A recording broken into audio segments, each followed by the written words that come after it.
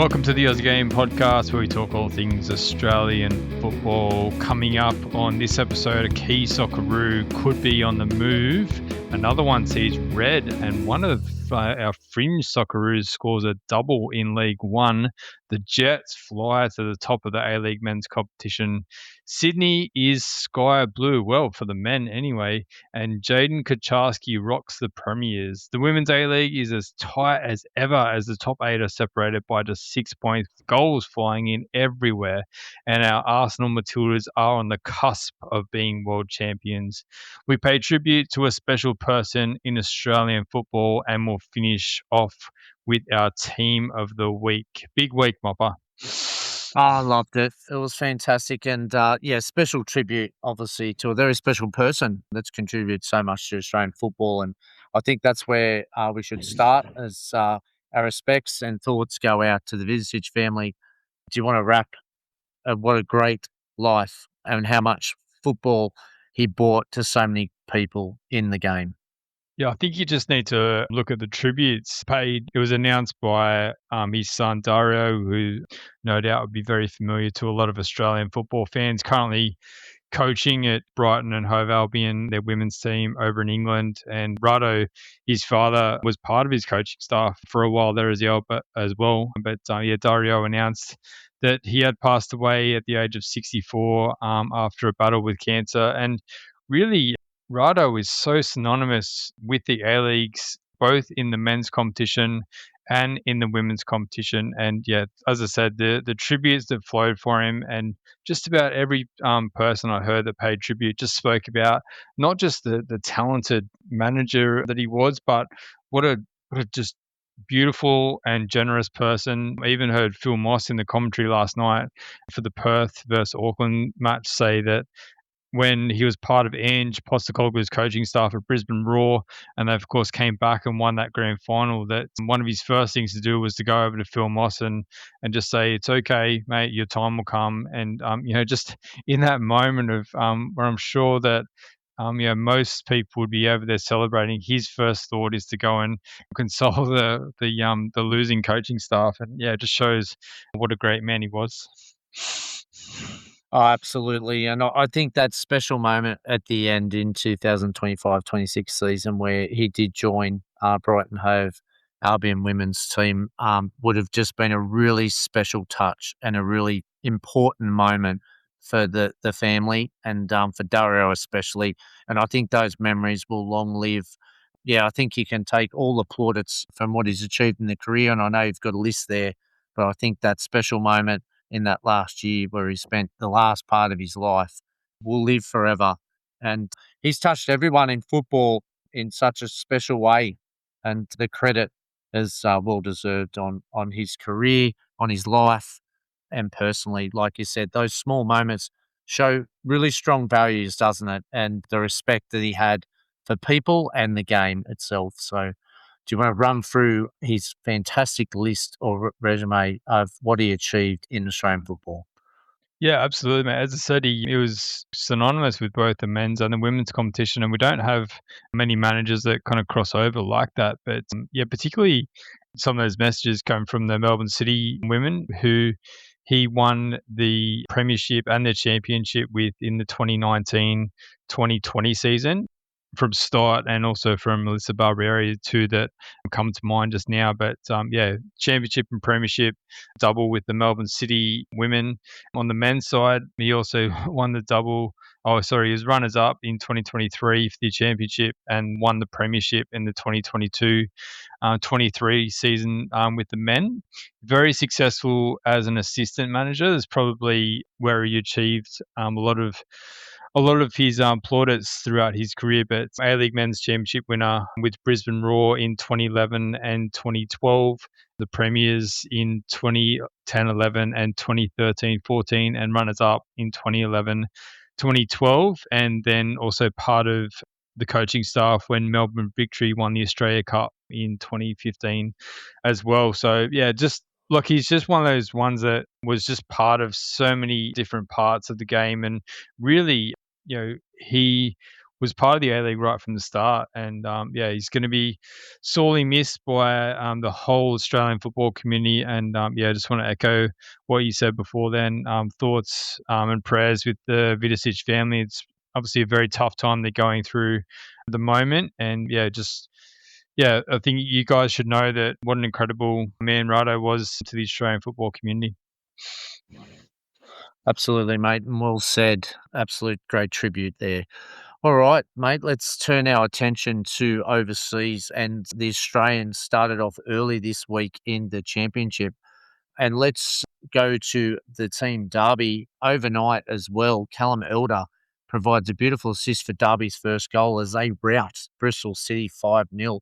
And they jump up into the playoffs right in there, and in a very tight table, it must be said, in the championship. We also had QPR. We're at home at league leaders Coventry with Keely Adamson on the bench, but sees no minutes. But Daniel Benny was also on the bench, but he was brought on early due to an injury to one of their strikers. And Benny jumps on in the 24th minutes, and they go on QPR to a massive upset and come and winning 2-1 over the leaders. And Coventry's hit a bit of a rock there, and QPR, that's a great result, and now move up to 11th in a great night for QPR with 4 Aussies on the books now, with Christian Pula signing during the week, the young Perth player. So congratulations on that move, Christian. That was fantastic. QPR really making a statement in the Aussie market. I don't think Daniel Benny's going anywhere in the transfer window either, mate. Didn't start there, but had the coach had the confidence to bring him on in the 24th minute there, and let's hope that these minutes continue for Daniel Benny for the rest of the season. Yeah, I'm not sure what we were worried about when for the first 6 months. We're looking at loan moves, weren't we, to try to get him some minutes, but he's just starting to ingrain himself into that side, which is fantastic. Over in Portsmouth, they've had another good week as well. They hosted West Brom in a crucial game as both teams try to survive the relegation battle, with Adrian Segacic starting and playing 76 minutes. And a noticeable absentee was Jacob Farrell in the squad. He was not there, but has been confirmed and given a green light to leave. So whether that'll be a loan move or a transfer, we'll have to watch this space. I think it would be a loan move. There's been lots of communication around that one, so we'll have to watch this space in the next 24, 48 hours with that one. The game gets off to a flyer as well as Pompey are up 3-0, and that's how it finished, with Pompey lifting themselves to 20th in a really crucial win in that relegation zone down there, and just gives them a little bit of breathing space. There was an all-Aussie battle as well as Watford's Irankunda was on the bench, and they hosted Swansea's Cam Burgess, who starts. And his team got the better on the night, winning 2-0. And unfortunately, Irankunda sent off in the 92nd minute for a bit of pushing. Liam Cullum did some global, I think the Logies or Global Awards were on somewhere in the world, and he definitely played for it. After the challenge that sees, obviously now Swansea go to 15th. Watford is still in 10th, but they're no win in 4. So I did see an apology for Irankunda, where he's apologised to his mates and the club that he let them down. But I think if VAR was there, I don't think he would have got red carded. But that's only my shocking decision, mate. Absolutely shocking. Yeah. As you said, if it was VAR, it would have been overturned. Wouldn't be surprised if there's any kind of ban that gets overturned, because clearly he's giving him a decent shove in the chest, but for Cullen to go down clutching in his face and obviously trying to get Irankunda sent off. It was really good to see Cam Burgess, obviously his Socceroos teammate, be right by Irankunda's side. So, the national allegiance runs thick, even though they're opposing each other. But, look, fair enough for Irankunda and very mature of him to come out there and make a statement. But, very unlucky to be getting sent off for that. Definitely. And we go now to Blackburn, and they hosted Hull with Lewis Miller starting on the bench this time, but coming on in the second half. But unfortunately, their team go down 1-0 and remain in 22nd spot, which is relegation. So still a bit of work to do for the Rovers. They're in a spot above her down there. A lot of injuries at Rovers, apparently. my source, my brother tells me. So All right. so hopefully they can get some back soon and get out of that trouble. Yeah, we'll hope so because we want to see Miller continue in the championship. He's definitely played well there this year. All right, let's go to the game. They hosted Norwich and first, and Riley McGree starts with Sammy Silvera on the bench. Fortunately, Silvera didn't see any game time, but a good start from McGree, and they led 1-0 and at half time. Riley, who assisted his first goal, gets 62 minutes before coming off. He's working his way back, obviously, from that injury, that little short injuries that he had. So he's just obviously being patient and the coach taking very good care. They closed the game out 1-0 and they are now equal on points due to Coventry's failure to win and now equal top of the table, just second on goal difference. So that's a fantastic result from Borough. They had their own little hiccup a few weeks ago, but they seemed to bounce right back into it. And also, too, a bit of championship news. This is interesting coming out of Norwich and Randers. Mohamed Toure, our Socceroo star, potentially moving from Randers to Norwich with a reported fee of 7.9 million Australian plus add-ons. I'll just touch on Toure before we talk about the transfer. Early in the week, he did help Randers to a 3-2 win in the Atlantic Cup. So he did score a double there and is getting a brace. So obviously very well respected and the scouts out there. Now this transfer is driven by a bit of dispute with one of their best players, which is Joel Sargent, who was being linked to Toronto in a big move. But both club and director and coaches seem to be on a different page with this one. And it's at a bit of standstill. So it'd be interesting to see what happens. I did look at who would be with, and he'll have some competition if he does go there with Jovan Makmar, the key number 9 striker. They do play a 4-2-3-1 chief, and he's one of the top goal scorers. So yeah, it'd be interesting to see if they do get him and Sargent goes where they actually deploy him because they use that 4-2-3-1 with Sargent down the right, who is also their second top goal scorer. So yeah, it's a little bit more to play out in this one. I'll have to watch this one overnight, and I think in the next 48 hours. So look, watch this space. Norwich obviously currently sitting 19th as well. They got off to an absolute shocking start in the first half of the season, but they have come good lately. They also too had a win over Coventry not long ago, but they're 4 points from relegation, having scored 37 goals in 30 games, the most from the bottom 7 clubs. So I think we've seen Norwich in the Premier League as well. They're a much better side than where their position is. So if he links up with Jovan, they could have even more goals. But it'd be interesting to see what happens with whether the move depends on Sargent leaving, or is this an addition and they hold firm on Sargent. So I think that's where this one will play out. What are your thoughts on that? Well, I think in terms of fighting for playing minutes, I think it'll be a head-to-head battle with Makama. I don't know much about him, whether he could play down the right to replace Sargent, but I wouldn't think that's Toure's best position. But he's used to playing as the lone striker in the Socceroos. I think Randers normally play with a 2 up top. Sometimes he's played there with his brother Musa, so it would be a little bit of a change from club football. But yeah, interesting. Norwich, obviously, storied. Well, not storied, I suppose, but they've been a bit of a yo-yo in and out of the Premier League, and obviously gotten off to a rough start. I think in terms of the move for long-term view and thinking in the World Cup as well, provided he gets some game time between now and the World Cup, I think it's okay.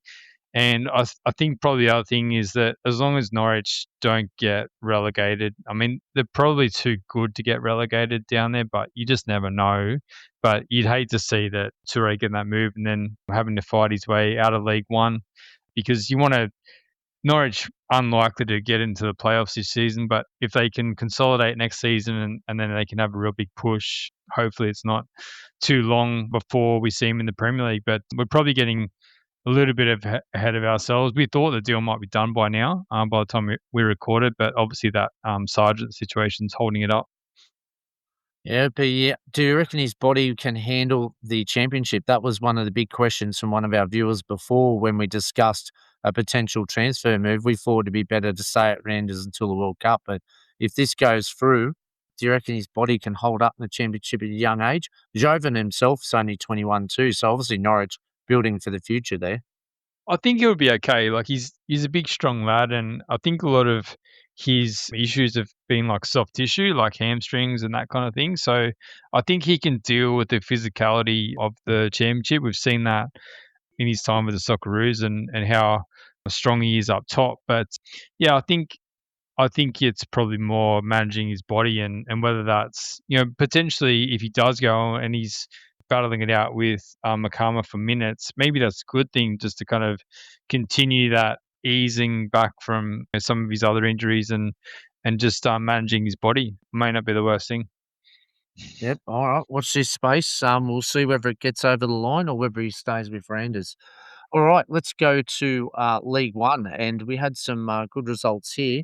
Cardiff drew away 2-2 with Burton, but forget about the result because Alex Robertson started and starred with scoring 2 goals and some great couple of goals there, poaching in on the far post and a good finish in the box.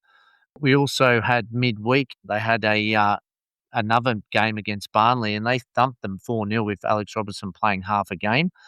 And overnight, let's move down to the League Joe One Gauchi bottom. watch. Yes, Joe Gauchi watch, cellar dwellers. But he started, but he got a clean sheet, and Port Vale get a league win, and that's a 1-0 against Leyton Orient. So good news there for Joe Gauchi.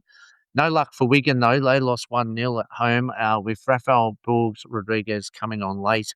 They're slipping very close to that relegation zone themselves. So we'll have to watch that in the next coming weeks. No Torres Francois, sorry, he was off, not in the But squad.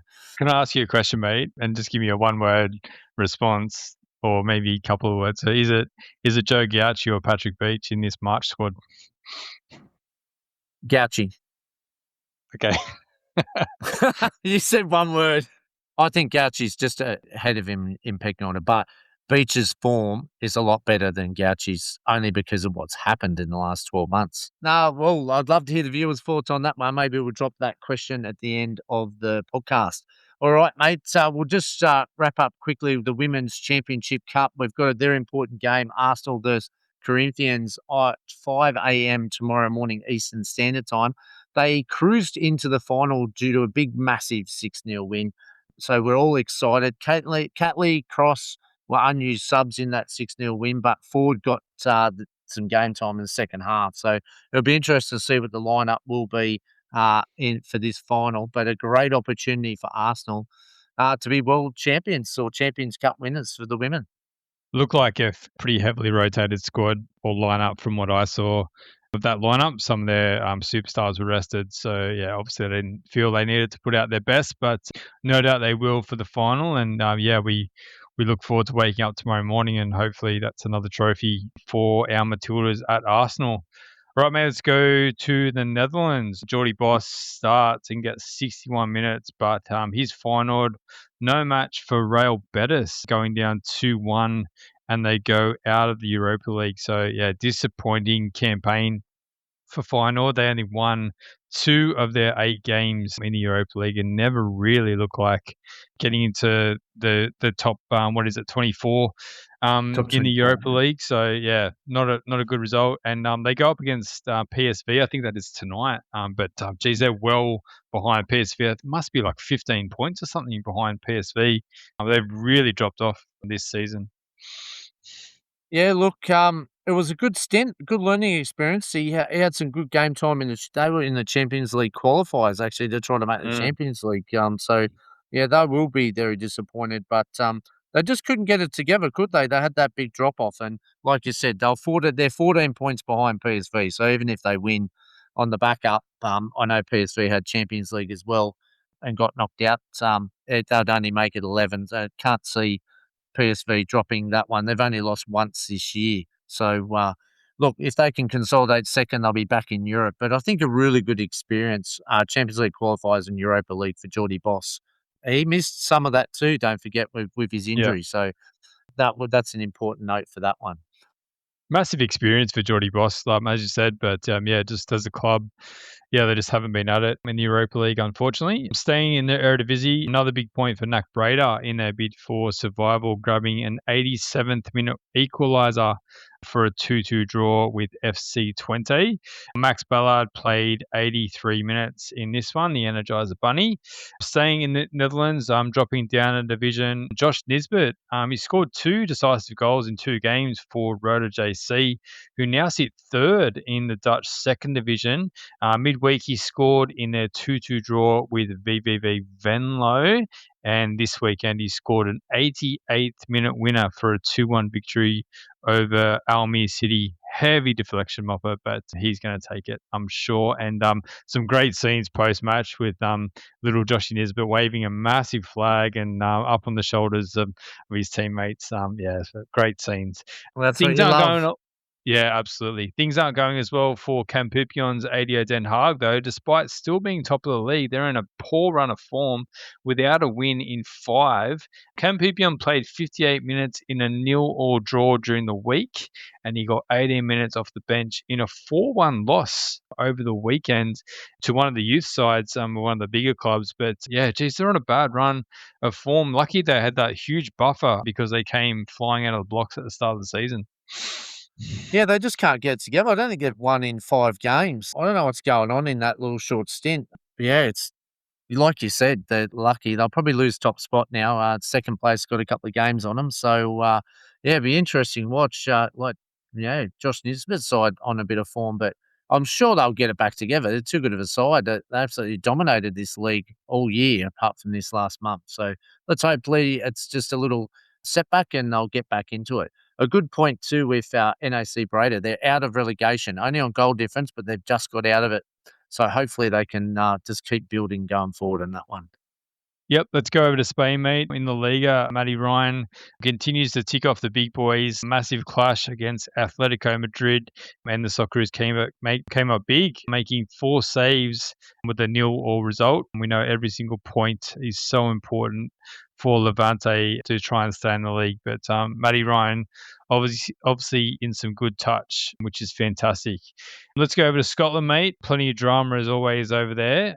Hearts played Dundee United overnight with Ryan Strain, and what about new signing Ashley Maynard Brewer starting for the Tangerines only a couple of days after his move from Charlton.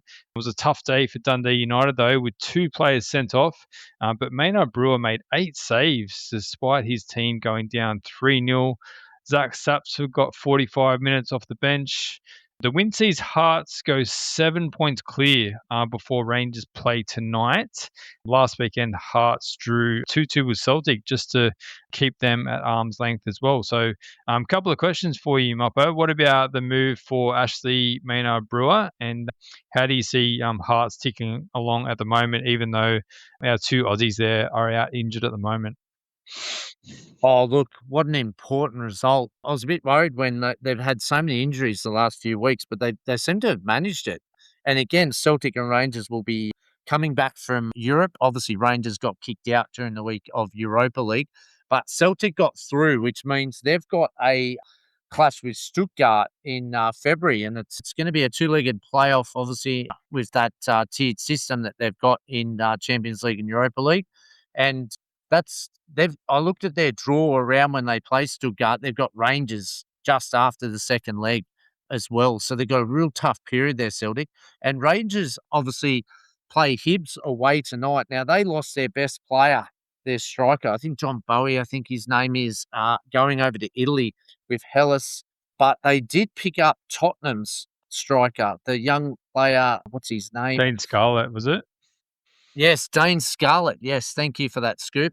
And I think that's a great signing. I hope he plays tonight because I think Hibs with Dane Scarlett in there is like a different proposition. I know they've lost one of their key strikers, but what an addition with Scarlett. So hopefully Hibs can provide and Martin Ball, our Aussie, can upset the Rangers side. But look, Rangers looking really strong at the moment, but they've got to go away. And Celtic have got a bit of a softer draw next couple of weeks, but it'll ramp back up when they go to Europe. And yeah, look, if they can just keep the momentum while a few of these players are out, I know there's a lot of activity in Scotland with the transfer market. I think Hearts' new boy scored as well, the new striker, so that was a bonus. So, yeah, it's exciting. I still think Hearts are in pole position, but Rangers being out of Europe will be an advantage for them. But I think Celtic's got no chance in this with this run. I think with them trying to battle on all fronts with their squad, it's just not deep enough. And I think it'll be a Hearts and Rangers fighting it out to the end. And Ashley Manor Brewer, mate, what do you make of his move from Charlton? Uh, Had to happen, and I'm glad he got a start. Jeez, what a poor performance for the discipline of Dundee United. Only having 9 men, he just got absolutely bombarded. But he did make 8 good saves. Look, he hasn't played for a long time or getting much game time in the Championship and League One, so he was loaned out there even a couple of years ago. So it's good. I think if he can find his feet and Dundee United has him as his number one, they've obviously gone and targeted him. Could be a good thing for the future. He did play for the under-23s, the Socceroos, before, so he is touted as a good goalkeeper. So I think it's a great opportunity and another Australian in Scotland. Yeah, he's only 26 still, so very young for a keeper. Plenty of time to keep progressing his career. And yeah, obviously the result wasn't the best for his first game for Dundee United, but he did very well making all those saves. So yeah, let's hope to see that and hope they keep pushing up the table. Dundee United, I think they're sitting in about 8th at the moment, but I think they're a bit too far behind that 6th spot. Aberdeen, he sees Cassini Yangi move to Japanese side Cerezo Osaka. Became official this week. They're away to Kilmarnock. It wasn't a good night. They went down 3-0. No action for Nick Suman, who wasn't in the squad, and Nicholas Milanovic on the bench as an unused sub. Livingston hosted Motherwell with the Yangi boys both making the move to Japan. Teti this time makes a loan move to Makita Zelvia, Mitch Duke's old club. Ryan McGowan captains his side against the red-hot Motherwell with Oscar Priestman starting in midfield. There's a great interview on the Motherwell website, actually, with Oscar Priestman. I encourage everyone to go and have a read of that. Very interesting talking about his time and moving from the A-League and the patience that he's had to show. So, yeah, seek that one out if you've got some time. He started in midfield, playing a full game, created a big chance and passing accuracy at 96%. Johnny Kachrumbas played 86 minutes with Apostolos Stamtopoulos, an unused sub. They keep the charge going, winning 2-0 and keeping in touch with the top 3. Yeah, those top 3 can't break away. Motherwell chomping at their heels.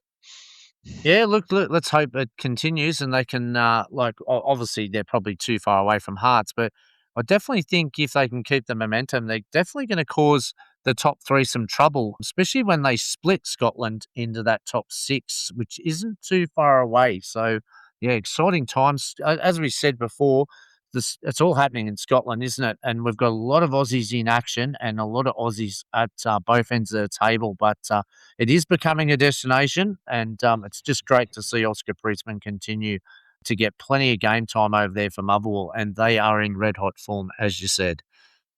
All right, let's go to Germany. The Bundesliga, St. Pauli back in action on Saturday night. Unfortunately, they went down 2-1 to Augsburg in a setback, but to survive in the Bundesliga. But Jackson Irvine came on in the 70th minute as he continues to work his way back. Midweek, he was a second half sub coming on in the 77th minute as they picked up a 1-1 draw. So yeah, they're right in that scrap in the Bundesliga. So yeah, every point counts for them at the moment. Connor Metcalf's still out with that knee injury.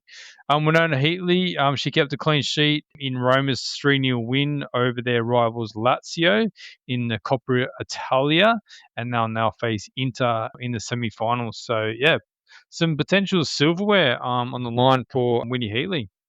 Yeah, got a tough game, don't they, in the semi-final? But yeah, I think everyone's excited too. Heatley, obviously with the Matildas side, not too far away, Chief, and it'll be interesting. Obviously, she'll be in the squad, but what role will she play? Centre back or 6, or be rotated? She's made a great stint of it over in Italy for her first year overseas. So good luck to Wiona, and yeah, we just keep hoping that she gets more good game time over there. Let's go to Denmark. The next game, the Atlantic Cup for Randers, they beat Rosenborg 1-0. Paul Izzo kept a clean sheet, and it was a bit of the handing of the baton as Musa Toure starts and plays a full game. So, yeah, it'll be interesting if Mohamed does move, whether Musa will step up and be the key striker for Randers. Milos Degenek starts for Apoel and they pick up a 2-0 win. Anthony Kalik was an unused sub for Hajduk Split as they lost 1-0. And in Malaysia, Aussie Dylan Wenzel-Halls scores for Penang in a 1-1 draw against Kelantan. And what about China, mate? Bit happening over there with all our Aussie coaches right in the mix.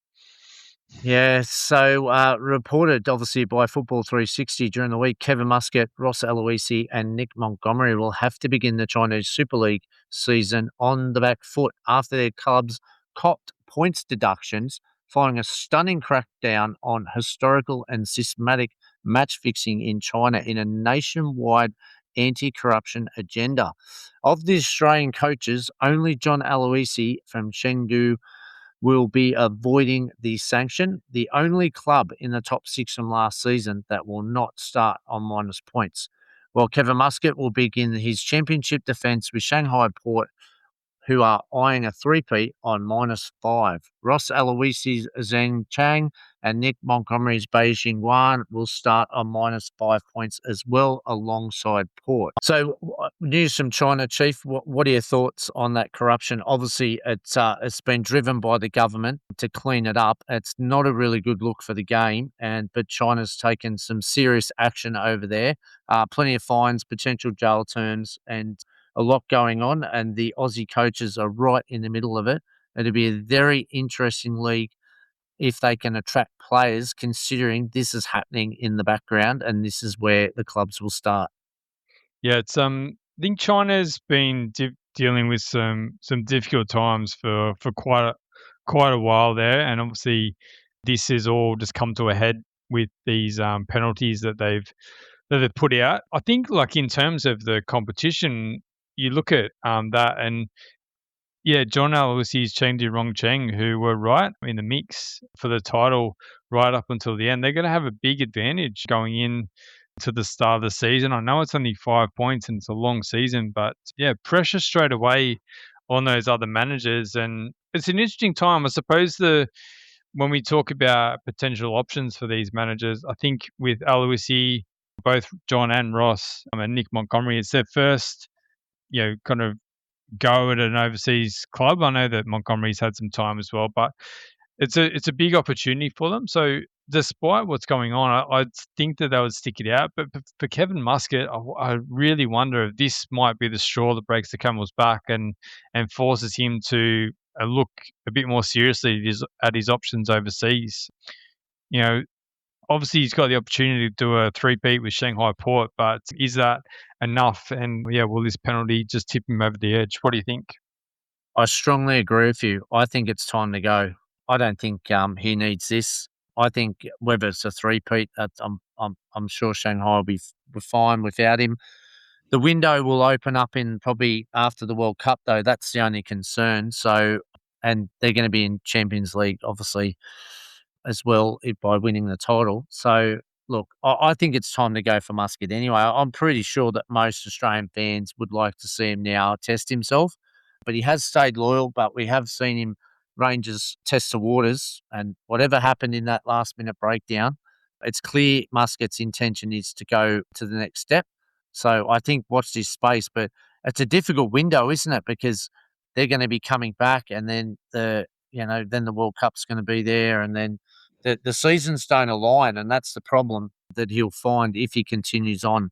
I reckon it's make the break now, but I think it would have already happened if that was the case. He would have already left already. I don't think he'd still be hanging around. So I think you're going to see Kevin come back and try a three-peat, and then I think whatever happens after that, no doubt we'll have to wait and see. Yeah, very interesting. I mean, he could always resign and walk away from it now and give himself a break, knowing that there's going to be opportunities come in the off season. But I guess we'll just wait and see what happens with Muscat in China. And just overall some interesting times going on in that country at the moment. We've got a great question from Sean, and his questions kind of cover a bit of overseas and a bit of A-League, which is why we've sandwiched it right in the middle here. But he says, just curious on your opinion, since we often wonder how our leagues fares against other leagues in the region. What would your thoughts be on an A-League All-Star squad team of the season versus a J-League team of the season? I reckon this could be great.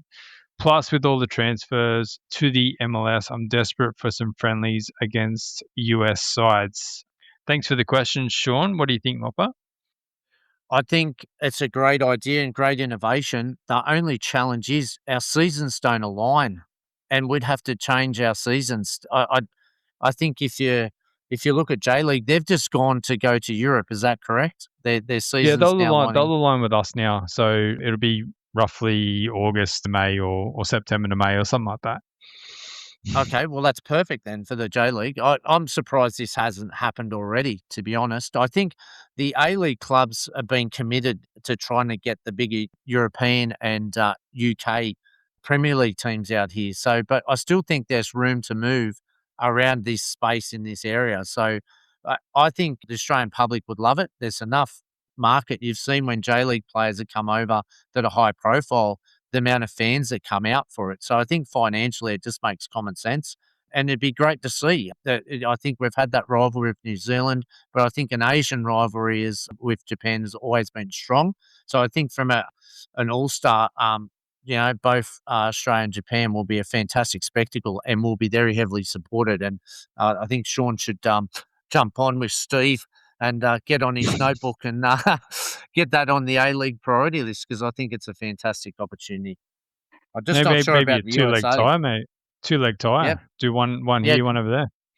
Yeah, no, definitely. They could call it mini cups. They've got some really good, strong nations, and they were very well run. So, and what about the USA League though? We'd love to see, exactly Scotland, America is where a lot of our players are right now. So a lot of Australians in America. How would we align to try to fit into there to get some friendlies though with their I think the season? challenge, my challenge with the MLS concept, and I think, was it probably LA Galaxy is the only MLS team that's ever come to Australia, and the massive draw card then was David Beckham. So I think you need a draw card. And probably thinking the highest profile there at the moment, Lionel Messi. But if you couldn't get into Miami, it's maybe Thomas Muller at Vancouver or Son. I think you need a draw card. I don't think you can rely on the fact that, say, it's New York City and it's Kai Chu and Aidan O'Neill back on home shore. I don't think that's going to draw a big enough crowd. I think you need a big name, and that's where the advantage is with the big European clubs, because they have fans here in this country, whereas MLS are not going to have that. You need a big name like a Messi. If a Messi was to come out, you draw a crowd for sure. But I don't think it's necessarily going to work if it's just a US side that has an Australian playing at it. And their season kicks off at the end of Feb. Is that right? I think end of Feb, the America, early March. It's I'm pretty sure around that time. Yeah. Yeah. So and they just finished a couple of months ago. So again, that alignment would be a challenge. But definitely, like you said, if they could pull one of the big, like Inter Miami out here with Beckham owning the club now, that would be fantastic, and that would be a massive draw card. Or Australian teams might go over there. You just never know. There's definitely a market for it. They're definitely looking at us, aren't they? The US market. It's just, again, how high profile they want things over there. So I don't know if an Australian side would draw over there. But we've seen it with the footy, so maybe not. Why not football in the world entirety? So watch this space. You never know, but it's a very good point.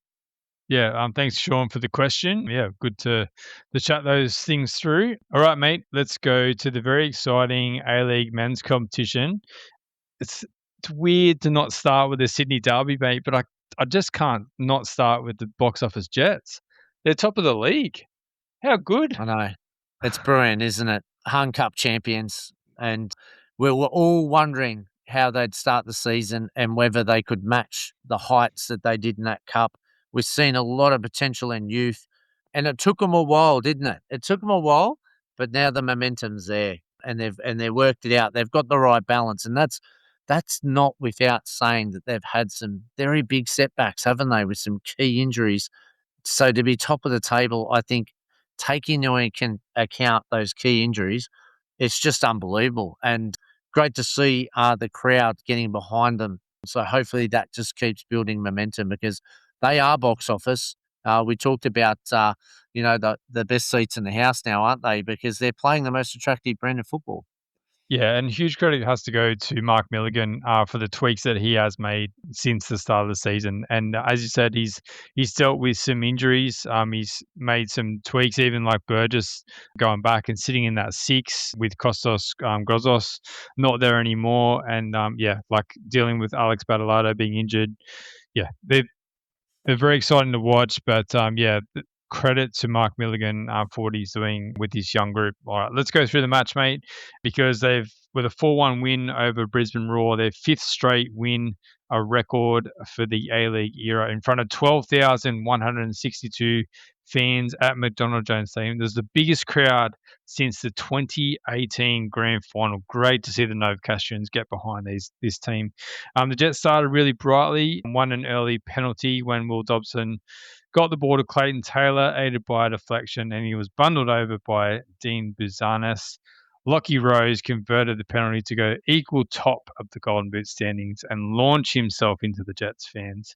Will Dobson almost doubled their lead when his nice piece of skill was saved at the near post. And as the first half came to an end, Eli Adams almost did it again, mate. Launched a rocket from the corner of the 18-yard box, which hit the apex of the goal, had Dean Buzanis scrambling. He ambled up to the ball, and I don't know how he got so much power behind it, but it just went like a rocket. Technique. Oh, mate. It was Adams again in the second half, this time turning provider, when he slid the ball across goal for Clayton Taylor to tuck home. 2-0 Jets. Lockie Bayliss, he was at it again as well. Scored his second in 2 games when Dean Buzanis' poor clearance was pounced upon. Good pressure from Lockie Rose to bring this about as well. But Rose laid on the goal for the Kiwi. And then Brisbane's day went from bad to worse when Chris Long was sent off for a second yellow card before Bayliss buttered the popcorn for his second of the game, curling a right foot shot into the far post, sending the Jets to the top of the league. I should say that Dimitri Velkanis scored a header at some point in the mixer there, but it seemed to be a bit of a footnote on what the Jets were doing for the game. So, yeah, very exciting. Top of the league. It's a cliche, but they're flying, mate. Yep, they've got the momentum and they've got Adelaide away next, which will be a tough away test. But, and then they've got to go to Perth. So they've got a double road trip before coming home to Macarthur. So, and we all know what happened in that Macarthur game, didn't they? It was like 6-5 or something. So, Yeah. but yep. no, look, they've got plenty of momentum. They've got to tough it out, though, on the road now. They've got to go Adelaide and then, but they've been good on the road over New Zealand, the Jets. So, and then, Newcastle are going to have a very tough contest, I reckon, in Adelaide. They've shown their qualities, and then Perth have bounced back as well, showing some great form. So, there's challenges in A-League. It seems as soon as someone gets to the top, they seem to lose that position. So the test is that the next step in their generation, isn't it? And whether they can manage through this next period and either sustain the momentum or see what these challenges face as they grow to the end of the season. But it is very exciting. The boys from the Hunter have become the hunted. Yeah, they will be now because they've certainly sprung on everyone, haven't they? In the last 6-7 games, they've been the team in red hot form, and it's just good for the A-League altogether, isn't it? Seeing them back, it's been a very long time, but they're doing a lot of right things, aren't they? On and off the field, so it's just great to see this club become successful again, and I'm sure the Jets fans will. We've seen 12,000. By the time they get back and play Macarthur, who are in good form as well, I think you'll see an even bigger crowd, hopefully around that 15,000-20,000 mark. Yeah, it's you in our mid-season predictions, mate, you called the crowd to be back, and they certainly have been back. And the Jets setting the standard probably for the teams outside of the big cities for sure, with some great crowds. And look, they're fully entertaining them. And why wouldn't you get down there and support if you're in the local area?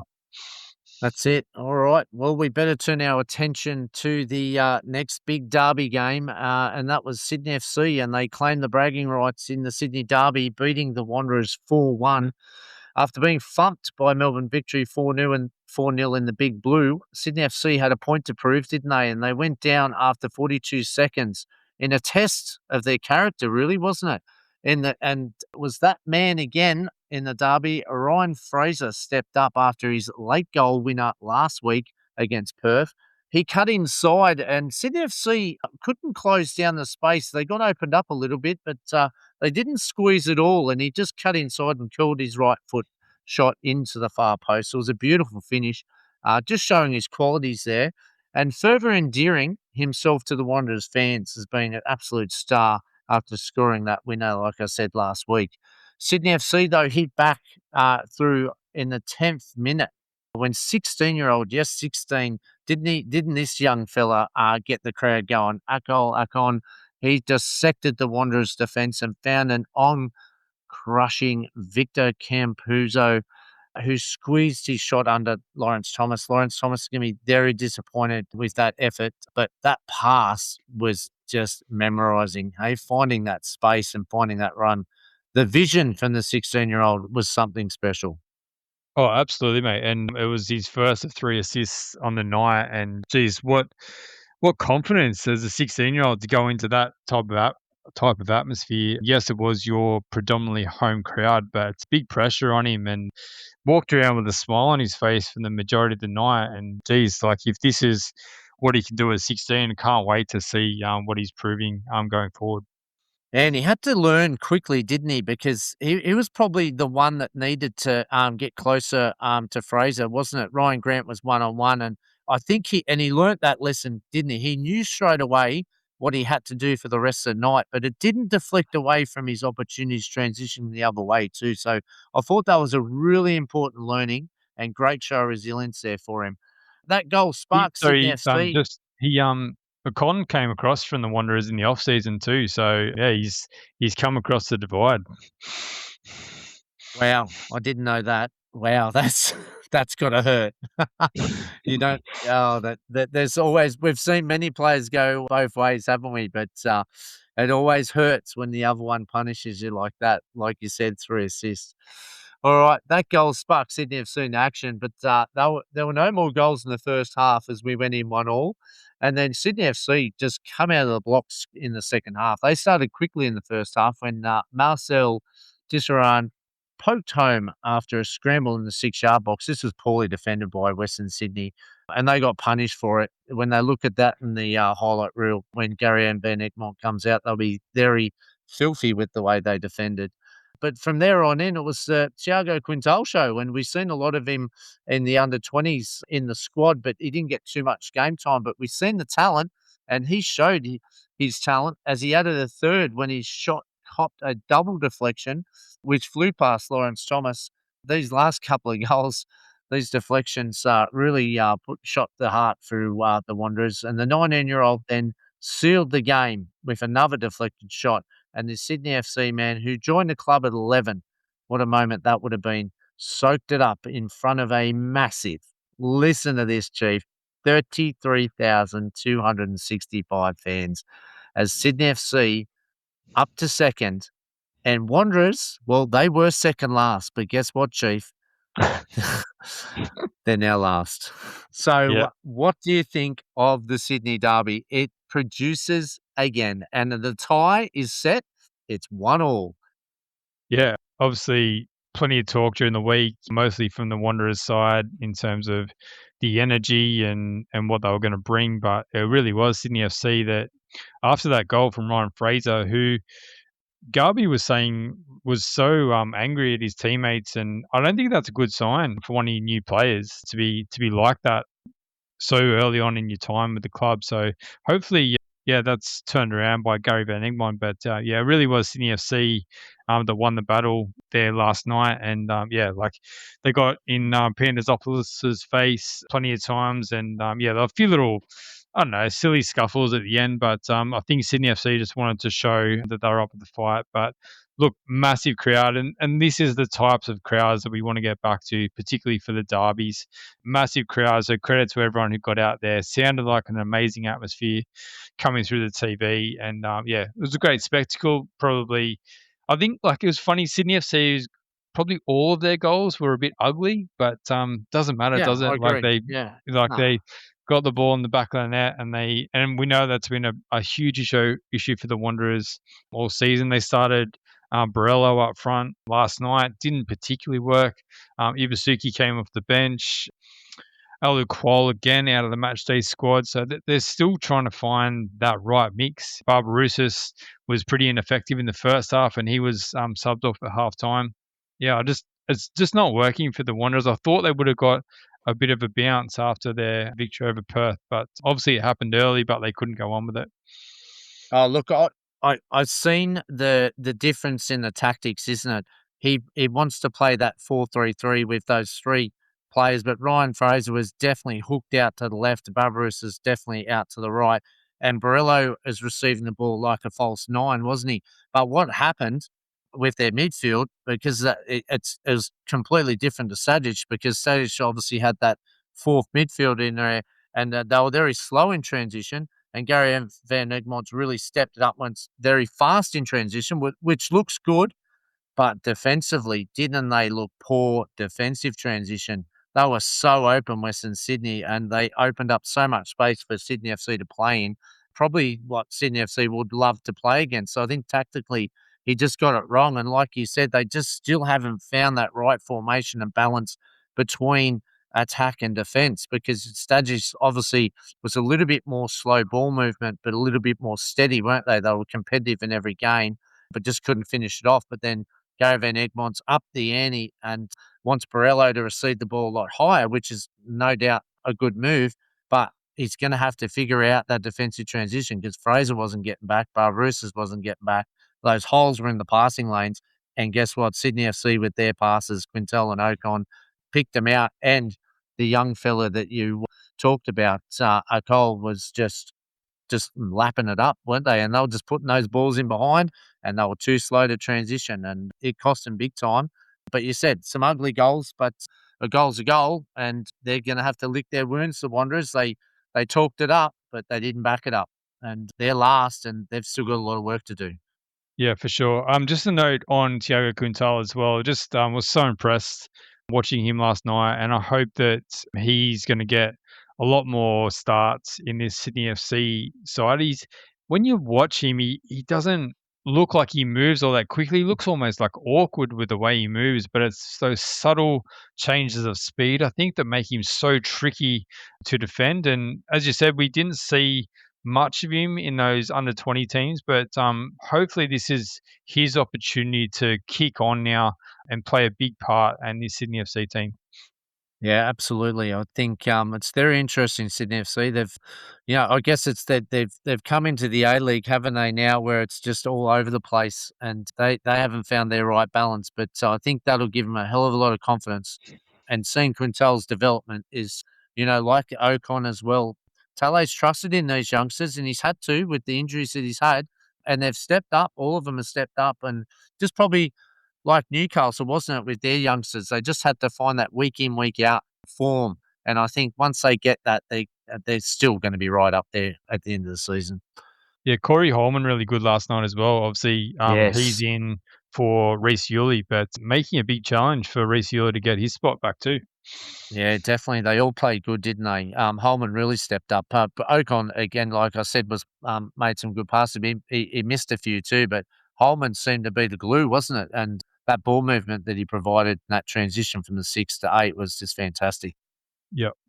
All right, mate, let's go to the early game on Friday. Wellington Phoenix had a draw 2-2 with Melbourne City, and Afania as a double. How the Wellington Phoenix heading to a much-needed win up 2-0 before a calamitous 5 minutes from the Knicks inspired by City's substitutes meant the game ended 2-2. Yes, Efania Eze scored his 6th goal of the season when he caused a car crash, but escaped unscathed to roll the ball into an empty net. Few people I've seen saying that it should have been a free kick to Melbourne City, probably one of those 50-50 ones. City were absolutely toothless in the first half with only one touch in the opposition box, and unsurprisingly, with that statistic, 0 shots at goal, despite having 52% possession. They were slow out of the blocks in the second half as well and found themselves 2 goals behind when Eze scored his 2nd goal of the game and 7th of the season when he wasn't closed down, and he thundered a left foot strike past Patrick Beach. That goal has him sitting equal top of the Golden Boot standings as well. The goal prompted a triple change from Aurelio Vidmar, and they had an instant impact as the game began to open up. Marcus Yunus got a goal back when his persistence paid off, and he showed great composure to finish that one. And then just 4 minutes later, new recruit Bill Tuiloma, fell from one of those ones where you just want to dig a hole and just bury yourself in it, but dwelled on the ball, and it was pounced on by Medan Mehmedi, who finished after his first attempt was saved by Albie Kelly Heald. Into stoppage time, Wellington had the chance to grab all 3 points when they got awarded a penalty, but Patrick Beach came up big and saved the penalty from Mandrake James. So, geez, Wellington had it in the bag, mate. Credit to Vidmar for his subs, but I think they should have been able to see it out and look, and then having that penalty, they'll be kicking themselves that they didn't get out of this one with all 3 points. Oh, if you're a Phoenix fan, it's going to be a tough week, isn't it? After watching that, oh my goodness gracious, how they blew that one. That's going to be an absolute kicker. But look, it's a shame, isn't it? But you'd hate to see those 3 big moments, and they lost all of those 3 big moments. And like you said, having the chance to still win it, they couldn't seal it. And they had a big chance to take a big scalp there, and they've missed it. So, look, they're still competitive, Wellington, so got to give them a little bit of credit. And, yeah, Melbourne City, heckle and jive. But wait till Arzani comes back, and Yunus will be starting next week, no doubt. He has to. He has to. Yeah. Mate, his with performances Mehmedi, over the last 2 weeks have been too good. Oh, yeah. Them and Mehmedi, Azani, Yunus and Caputo, they're going to be shooting goals left, right and centre. So it's just their defence, isn't it? It's just a little bit soft at the moment, and be interesting to see if they can close out a defender, but I don't think they're looking for one. So, yeah, but I think they'll score a lot more goals in the next few weeks. And they've got Champions League goes and Champions League coming up soon too. So, big one to try to make sure they seal their qualification. So, yeah, they've got a big month coming up in Feb. All right, mate, let's go to the next game. Adelaide draw with Macarthur 1-1. And, geez, this was a good football game. I really enjoyed watching this one. The touches and the skill and the passing on show was fantastic. I'm really looking forward to next week too with Adelaide and Newcastle. That football is going to be unreal. That's going to be a great one. Oh, it's going to be an absolute bottler. But let's start with Adelaide and Macarthur in a sweltering night where the game actually got put back in Adelaide. It was delayed by 30 minutes. The temperatures were still over 30 degrees, though, as both sides played an attacking and entertaining brand, didn't they, at football of Cooper Stadium. They had a couple of drinks breaks, obviously, too, to assist deal with that heat, but it definitely kept the fans away in that stifling conditions. Both teams were still missing key midfielders in Luke Bratton and Ethan Allegich. How are these boys going to try to get back in their sides? These starting 11s are just fantastic. So, and these are A-listers. So, yeah, it's going to be very interesting what happens next week. It was the end-to-end football style, wasn't it? From the start with the wide players from both sides in Vickery and Duclay causing all kinds of headaches for their opposing defenders, with both going close to opening the scoring. But Luki Ivanovic and Brody Burkett also linking up very well with the Reds, and Simone Gerzan missed a decent chance for the Bulls in that first half before the drinks break. But it was the man. Have you ever heard the song, Go, Johnny, Go, Go, Chief? Well, it was Johnny Be Good. It was Johnny Yole who fired the home side into the lead, blasting a low drive past Philip Curto after being teed up by a cheeky backheel from Ryan Kiddo. What a month, Johnny Yole, or Johnny the Man, or Johnny Be Good. has had for Adelaide in the last 4 weeks without Alagic there. Yeah, it's been good. All right, let's look at the other star. Brody Burkett had his shot well saved in the first half also, but the Reds took a 1-0 lead into the break at half time. MacArthur, though, come out in the second half, and they started the better, as they had to, as the two sides, with Mitch Duke, who was well marshalled by the Adelaide defence, overall having his header easily saved by Josh Smith's. MacArthur's goal come through a likely source through Luke Vickery, tearing past Ryan Kiddo and firing a cross goal for Chris Nicodemus to tap home 15 seconds after coming on. He did not waste time, did he? He is a very good player, Chris, and yeah, surprised he's not starting, but how did he get into that side? But both teams pushed for a winner, but some selfish play and some poor decisions making the final third meant the match ended 1-1. There were some very interesting subs at the end, wasn't it? It was like the under-21s of Adelaide, or maybe under-18s of Adelaide on the pitch at the end. But he trusted the youth, didn't he? And they nearly come up the goods. But MacArthur still was just as good. And this game was evenly deserved as a 1-1 draw. I think it would have been unfair if anyone lost this game. Yeah, credit to both teams for the way they played in that heat as well. Yeah, it was a real spectacle, very entertaining game as we tend to get, particularly on a Friday night at Cooper Stadium. And absolutely can't wait for the Jets to come to town next week. I think it's Sunday night, which will be an absolute cracker. The late game on Saturday, mate, I was umming and ahhing whether I was going to stay up for this one, and I did. And I'm pleased I did because for the second time in as many seasons, Perth Glory have upset Auckland FC with Jaiden Kucharski, the hero of the bench, with 2 goals. The final result being 2-1 to the Glory. Perth probably shaded a fairly even first half, having 7 shots, but only 1 on target. But it was a piece of brilliance from Dundee United bound Jesse Randall, who skinned his opponent and drove the ball low inside the far post. Auckland were good for their lead, but in front of a vocal crowd, Perth pushed for an equaliser. Adam Taggart, who threatened all night, put his header over from close range, and it looked like the chance to get something from the game was slipping away, but Jaiden Kucharski had something to say about that, latching on to a Scott Wooden long ball, exposing Auckland's high line. They may have been watching Wellington, and controlled with his first touch and chipped Michael Vowd, who had come on for Ollie Sale. So yeah, Vowd, obviously with his couple of howlers the last couple of weeks, was dropped. Ollie Sale came into the starting lineup, but picked up an injury, and wasn't long after that Kucharski got his first one past Vowd. And then the 23-year-old Kucharski went on and won it when he was found by fellow sub Stefan Kolikovsky on the edge of the box, and he absolutely thundered it into the top corner, mate. The win moves Perth to 9th, but within touch of the finals, while Auckland slipped to 3rd with only 1 win in their past 6 matches. And what about next Saturday, Chief, at 3 p.m. Over in Auckland? Oh, Auckland mate. versus Sydney FC. We called this one out a couple of weeks ago, and what about the form of, like, Sydney FC did a job in the derby, but they got done by Melbourne Victory 4-0 in the Big Blue, and then Victory this afternoon have just gone on and lost 1-0 to the Mariners. So yeah, mate, it's some cracking fixtures coming up. Let's just touch quickly on the Victory Mariners game. I have seen some bits and pieces of it, but Ali Orgla scored an absolute screamer for Central Coast Mariners, cutting inside and bending it in with his left foot. They went on off the field about 5 minutes before half time with a lightning strike, and then Nathan Paul sent off in the second half. Melbourne Victory absolutely peppered the Mariners goal, but couldn't get the equaliser. So those plucky Mariners, mate, they just keep doing it, don't they?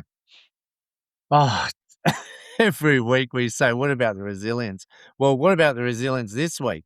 Only 10 men for 40 minutes in absolute mayhem it was for them, but they survived again. I just can't believe it.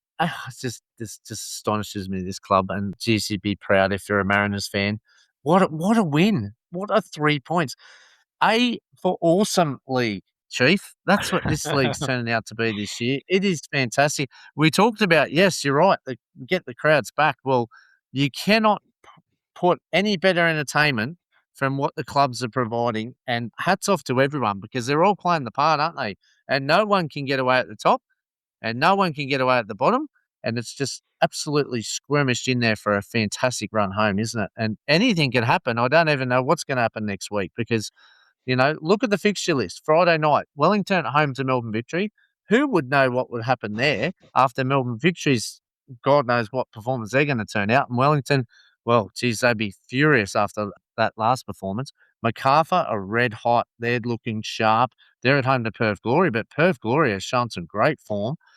Auckland and Sydney are the first game on Saturday of a triple header. What about that way to start? That's going to be unbelievable. And they both have a make-up game too.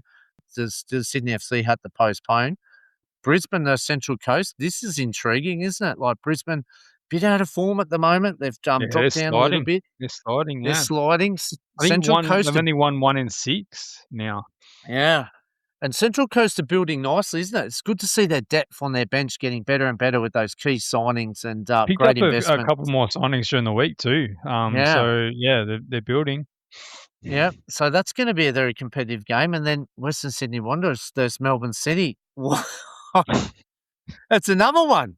Like, what is going to happen in that game? Like, Melbourne City are just at sea. They just haven't clicked in the last month. After no Asia, maybe Asia needs to come back on from the fire again. And Western Sydney, well, where are they going to go after that loss? And Gary Van Egmont's got some big questions to answer because they still lack that number 9 presence and they look very shaky in transition at the back as well. So after losing a key defender in the January transfer market, and then then another blockbuster, isn't it? Blockbuster A-League, Sunday, 8th of February, got Adelaide versus Newcastle Jets. Mate, if you're a football fan, you might as well just get the TV, tell the family you're busy because there is plenty of good football to watch, or get out to the game if you're a local fan because there's going to be plenty of excitement next week. Absolutely, mate. Lots to look forward to, and some very exciting fixtures next weekend. Let's go through the A-League women. Brisbane Roar, a fast start from them, had them leading after just 9 minutes against the Mariners when Ashlyn Miller fired in from the centre of the goal. Just 5 minutes later, the Mariners hit back through Annalise Rasmussen when she won and converted her own penalty. The Roar then hit back with a beautiful 30-yard chip from Daisy Brown. But who else but Annalise Rasmussen coolly scores the equaliser for the Mariners in the 2-2 draw for her 11th of the season. Isn't she in some form? Oh, she's fantastic.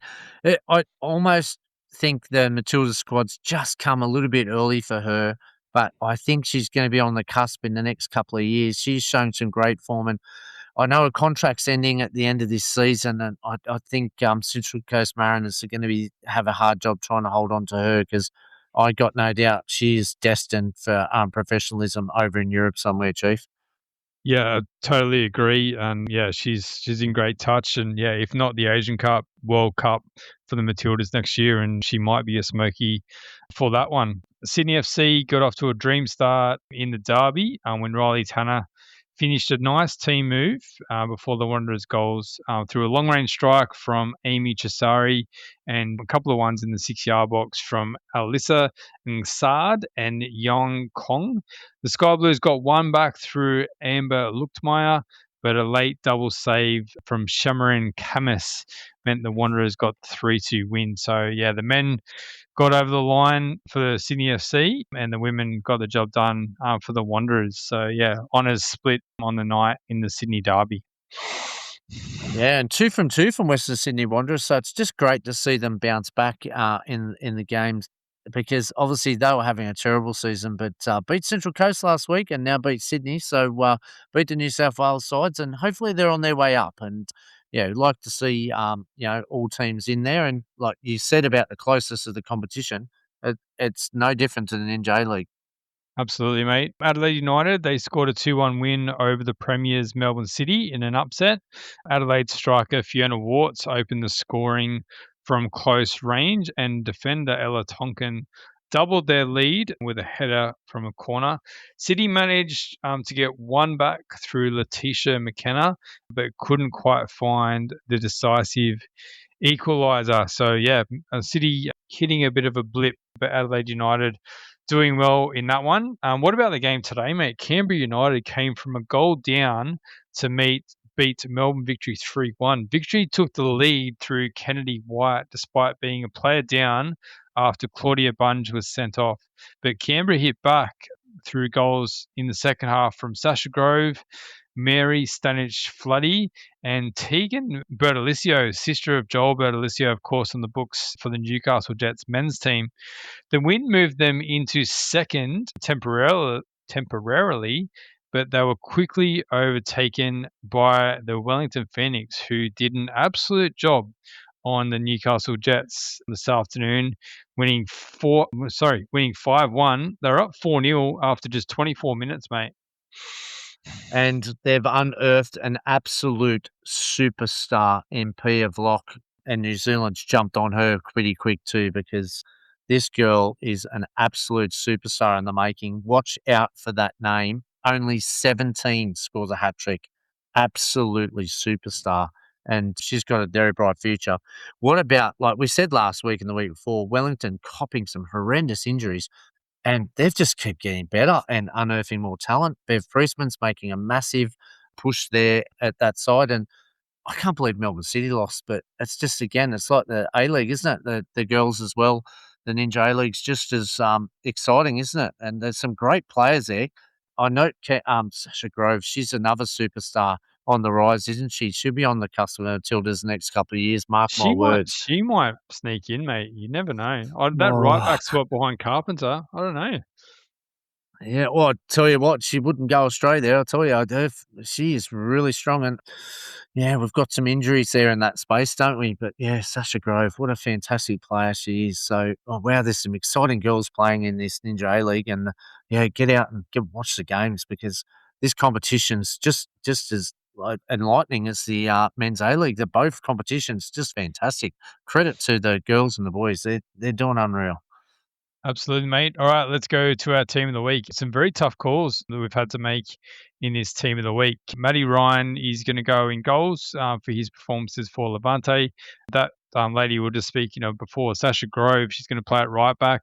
Ella Tonkin for her goal, and she made a great block towards the end of the game for Adelaide United in that win over Melbourne City. Cam Burgess goes from strength to strength in the championship with Swansea. Callum Elder got a great assist for his derby. Josh Nisbet for his couple of goals during the week for Rado JC. Alex Robertson likewise for Cardiff City. These two were great, I thought, in the A-League this weekend. Luke Vickery for the MacArthur Bulls and Tiago Quintal. Annalise Rasmussen, she's leading the line alongside Jaiden Kucharski. Now, I've got a few notable mentions, mate, but I want to hear your super sub first. I've got about 8 of them after this weekend's performances, but I'll keep it to one because I know the rules. Ali Aglar, how can you not go past Ali's performance, getting the winner, his first A-League goal after a fantastic championship top goal scorer and performance in the lower league that we've got. And now he's signed for the Mariners, and now he's got his first goal. And not only his first goal, but the winner as the Mariners win 1-0. So Ali, fantastic. And big shout outs to Sasha Grove there, I think, on that right side. Fantastic. And a shout out to for obviously the Kiwi Pee-wee Vlock for her performance in the Ninja A-League for Wellington. Fantastic players to watch for the future in the football. Yeah, unlucky to miss this team. Akola Con for Sydney FC, as well as Eli Adams and Joel Bertolicio for the Newcastle Jets. Yeah, tough call, particularly in the more forward positions for our team of the week. Mopper, do you think we're going to get an Asian Cup squad this week? We're less than a month away from the tournament kicking off. Yeah, I think, maybe next Monday. Not this Monday coming, the following Monday. I think you'll probably see it announced, or it could be land either late next week, like as we obviously release on Monday morning. It's going to be very interesting. It's a pretty settled squad as far as I'm concerned. You do make a very notable mention that obviously we've got a couple of injuries at the right back. So, yeah, maybe Sasha Grove might be a little bolter. Charlie Rule's another one as well who got her some game time too. So those two would definitely be in the reckoning. There's a lot of players in great form. Well, yeah, Torpy's been good. So geez, what a luxury for the Matildas, yeah, and they'll be red hot favourites. Hopefully we don't overburden them and we just let them play football. But they've got a very experienced coach in Joe, hopefully that can see us through. And oh mate, only a month away. It's a month today, Chief, and yes, I'll be very excited because I'll be in Perth for the opening game and following the Matildas. I cannot wait. This is going to be huge for the country. And credit to all the girls in the Ninja A-League that are just making women's football so good here at home, and hopefully we can get that support over the line in the future. I know what we discussed a couple of weeks ago in our podcast about the women's game. So, because there's just so much great talent and so much great football that's happening in the women's side of the game. Before we wrap up, mate, can you give us your quick starting 11 for the first Asian Cup game for the Matildas? Wow, you've put me on the spot there. Okay, oh, geez, goalkeeper. I'd go on Tegan Micah. I think she'll start in goals. Left back. I'd like to see Catley and Heatley at centre defence, to be honest, because so Jamila Rankin, maybe. Yeah, Rankin's been good. She's been there, tested and tried the most. Obviously, Ellie Carpenter, explains her position. There's no worries there, and obviously the three girls in form in the Premier League. Gorry, Cooney Cross, possibly Sayer, but I don't think so. I think Cooney Cross and Gorry and who am I thinking of, Chief? Wheeler. Who's the third one? Wheeler, sorry. Yeah, Wheeler's a good possibility there. It'd be interesting to see what mix they go with. And then obviously you've got, for me, Ford, Russo and Kerr, who've been probably the front three for a while. I just can't go past that front three. I think Mary Fowler would be in the middle three later on. But obviously I think too early to probably start game one. But I think the preferred three in the middle would be Gorry, Cooney Cross and Fowler with those front three. But what about yourself? Their positions are open, aren't they? But very strong squad. Yeah, I'd probably like a Micah, Rankin, Catley, Heatley, Carpenter. Yeah, with Fowler not being fit at the moment, the midfield's interesting. I did see one during the week of a Sayer, Gorry, Cooney Cross, almost like a flat three, but I think that could work in terms of sometimes Sayer will go forward, sometimes Cooney Cross will go forward. I don't mind that.